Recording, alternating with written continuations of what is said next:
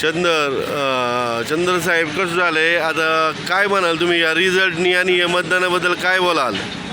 या आजच्या या निवडणुकीच्या जिल्हा परिषदेच्या आणि पंचायत समिती निवडणुकीच्या जो निकाल आज लागलेला आहे याबद्दल मी एवढंच सांगेन की सर्व तळागाळातले कार्यकर्ते फार झुंबून होते. त्यांचे कष्ट वाया गेले नाही आणि इथून पुढं जे तीनही उमेदवार निवडून आलेत त्यांच्याकडून सर्व मतदारांची एकच अपेक्षा राहील की त्यांनी संधीचं सोनं करून सर्व जिल्हा परिषद गटामध्ये जी काही राहिलेली कामं करून दिली पाहिजे अशी एक त्यांच्याकडून अपेक्षा राहील मतदारांची.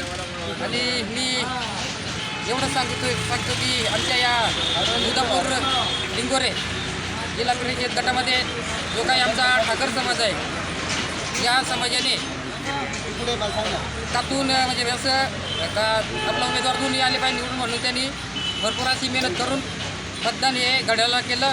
त्यामुळे त्यांचं सर्वांचं मी आभार व्यक्त करतो आणि या तीनही उमेदवारांना पुढच्या वाटचालीत शुभेच्छा देतो.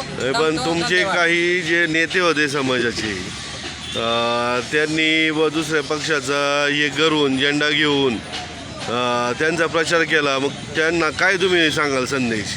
नेते गेले साहेब पण कार्यकर्ते जागेवर राहिले. जे काही नेते गेले समजा त्यांचा विषय बाजूला ठेवून जे मोजके कार्यकर्ते आम्ही होतो, आम्ही जीवाभावाची आकुंचट प्रेम करणारी माणसं आम्ही जीवाचं रान करून या निवडणुकीत पंचायत समिती सदस्य 2 आणि जिल्हा परिषद सदस्य सौ सोनाबाई दाभाडे यांना निवडून आणण्यासाठी आम्ही जीवाचं रान केलं.